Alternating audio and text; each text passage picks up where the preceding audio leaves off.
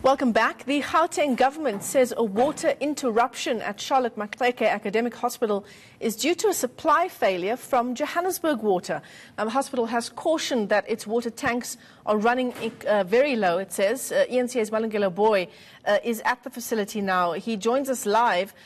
Malungelo, this is potentially disastrous for an institution like a hospital to not have water supply. That's right, Michelle. In fact, I was talking to officials from Johannesburg Water. They're saying that the areas that have been affected include Parktown, Kilani, Dunkeld West, and they're saying that this is really due to a valve that's partially closed from the side of Rand Water. So what they're doing is that they're trying to figure out how to deal with that problem. In fact, Johannesburg Water was saying to me that they had to actually send their water tankers in some of the areas that have been affected. And of course, Parktown, one of the areas that has been affected, that's where we are, and we are at Charlotte Maxeke Academic Hospital. It's one of the busiest hospitals in the country, Michelle, because it does not only service people from Johannesburg or here in Gauteng, it also services people from other provinces like in Mpumalanga and the Northwest. I want to bring in to the conversation the CEO of the hospital, Gladys Bohoshi. Ma'am, thank you so much for your time. I mean, let's start here. When this problem started on Monday, were you told what was the issue? Good morning, Malungelo, and good morning to the listeners. We were informed on Tuesday around 11 o'clock that there is a problem at Johannesburg Water, and we immediately went into action by shutting down the water to the residences and other areas that were not critical, because the hospital is quite big and we have areas that cannot survive without water. Okay. So we are at the renal unit now, and this is actually quite an important unit, and we've seen some of the patients already getting help. Is the water supply back? Tell me about that.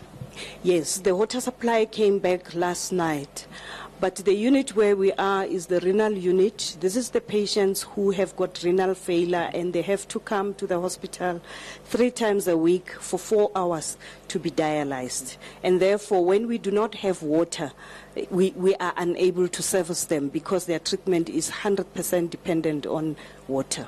Tell me how your services have been impacted by this water problem. I mean, help me understand.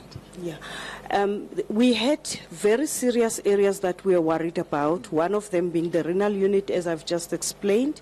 But we also have 33 theaters where we do elective operations that patients came in to be operated. But 4 of those operations do emergencies, of which 2 of them do the mothers who are pregnant. Sure. So we had to curtail the elective theaters of all the theaters that were here in the hospital, and we continued to run the 4 so that we can preserve the water to be able to perform the 4 theaters for the trauma cases that come here, any other person who needed treatment, and mothers who are coming to deliver, especially because those mothers are here. Most of them are quite complicated. They've been referred from other hospitals. Sure. Because we have specialists here. The other area that we're worried about was the kitchen, because the kitchen depends on the boiler to be able to cook and provide food for the 1,088 patients. Sure. That we serve. Did you have to turn patients away because of the water problem? We had to put the hospital on hospital divert. What it means is that all the ambulances couldn't come here because we don't know what we're dealing with, and therefore the other hospitals had to take a load so that we can concentrate on the ones that are only in the hospital. However, throughout the period, we did accept the walk-ins, those who came straight from home, and we dealt with them. Is the problem solved now? We received water the early hours of this morning. The hospital is fully functional now. The renal unit, the patients that were booked today, I'm informed the 16 that must come in the morning are all here. They have started their dialysis at 7 o'clock in the morning, and in the afternoon there will be a second shift of patients that are coming. What we have also done, yesterday we couldn't dialyze all the patients, others left because in the morning we were not sure what to do. So those who were dialyzed for a shorter time, for 3 hours, and those who did not come, they will have to come tomorrow, and when we do them tomorrow, we will have to extend the time so that we can ensure that they are okay, and those who also couldn't be done today, if they are not able to come, will be accommodated. However, we also have those that are in the wards. Yes. We continued to do those who are in the wards because those ones are very, very sick.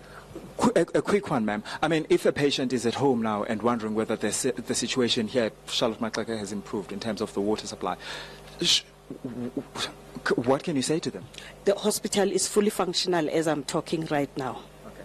Thank you so much. Thank you. Thank you so much. All right, Michelle, thank you very much. That was the CEO of the Charlotte Maxeke Academic Hospital, Gladys Bohoshi.